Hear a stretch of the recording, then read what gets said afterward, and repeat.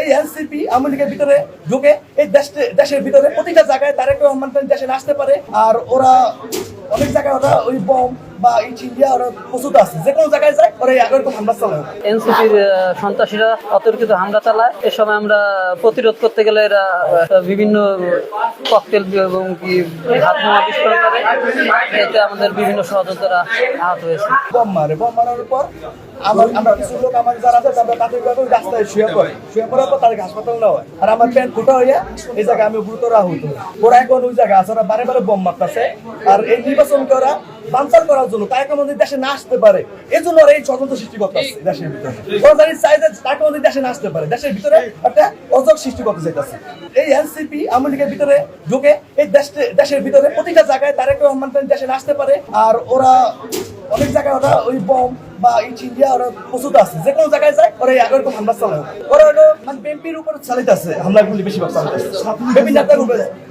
ছাত্রলীগের নেতারা মানে অন্যান্য দলের উপর ভর করে ওরা আসতে আসছে। আর এনসিপি হোক, জামাত হোক, যে কোনো দলের উপর ভর করে ওরা আমাদের ইয়াটা করতেছে। জানি বিএনপির মানুষ জানি আহত হয় বা ঠিক আছে, আমরা জানি মাঠে নামে ওরা আমাদেরকে অস্ত্র দিয়ে বা বোমা বর্ষণ করে জানি আমাদের কয়েকজনকে মারতে পারে দেশে তার অর্জন সৃষ্টি হয়ে যাবে। ঠিক আছে, নির্বাচনটা জানি পিছিয়ে যায়, তাকে আমাদের দেশে না আসতে পারে, এই জন্য ওরা এই কাজটি করতেছে। আওয়ামী লীগের থেকে যে এনসিপি করে তারা আমাদের এক সহযোদ্ধা সত্য জেলা ছাত্রদের এক সহযোদ্ধাকে আক্রমণ করে। তারই প্রতিবাদে আমাদের বিক্ষোভ মিছিল চলছিল। হামলার প্রতিবাদে এর মধ্যে আমরা তরঙ্গীর মোড়ে আসার পরেই এনসিপির সন্ত্রাসীরা অতর্কিত হামলা চালায়। এ সময় আমরা প্রতিরোধ করতে গেলে এরা বিভিন্ন ককটেল এবং কি হাত বোমা বিস্ফোরণ করে। এতে আমাদের বিভিন্ন সহযোদ্ধারা আহত হয়েছে। এনসিপির সন্ত্রাসীরা আওয়ামী লীগ এবং কিশোর গ্যাংয়ের সন্ত্রাসীরা। খবর পেলাম আমরা এমপি ক্যান্ডিডেট আমাদের সাইদ আসলাম সাহেবের বাসায় ছিলাম আমাদের সদস্য সচিব সোহেল তালুকদারের সাথে। যখন খবর পেলাম যে এই জায়গায় একটা ঝামেলা হচ্ছে, তো সাইদ আসলাম সাহেব বললো যে তোমরা গিয়ে দেখো ঘটনাটা কি ওইখানে। আমরা আসলাম, সোহেল ভাই জিজ্ঞেস করলো শুধু যে এখানে কি হয়েছে, ঘটনা কি। এনসিপির এইখানে জিতু ভাই ছিল, এইখানে সবুজ তালুকদার এরা ছিল, ছাত্রলীগের বেশ কিছু কর্মী ছিল যাদেরকে আপনারা খুব ভালোভাবে চিনেন।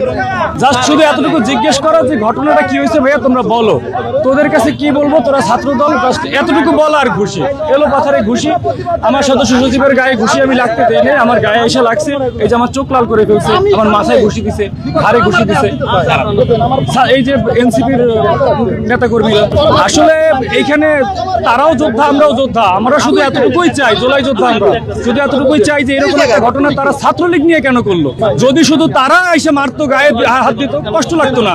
ছাত্রলীগের কর্মী নিয়ে তারা যে গায়ে আঘাতটা করলো, এইটা আমার কাছে খুবই কষ্ট লাগলো, মাইনে নেওয়ার মতো না।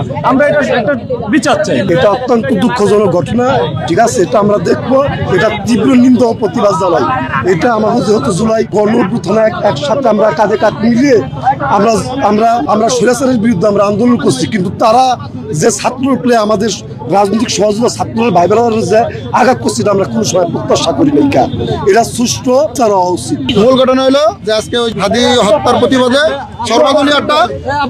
সর্বদলীয় একটা মিছিল করার কথা, সর্বদলীয়। তাহলে আমাদের কিছু কিছু বিচ্ছিন্ন মানে আমাদের একটা প্রোগ্রাম ছিল, তারেক রহমান যেহেতু 25 তারিখ আসতেছে, এটা আমাদের আনন্দ মিছিল ছিল।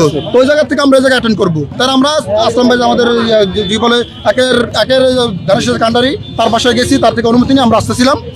আরো ছোট ভাইরা 2-3টা ছোট ভাই চলে আসছে, মানে আগের হয়তো বা কিছু দ্বন্দ্ব থাকতে পারে বা কি এটা জানি না। পরে আমাদের ছাত্রদল বইলা আমাদের উপরে হামলা করছে, আমাদের ছোট ভাইদের উপরে হামলা করছে।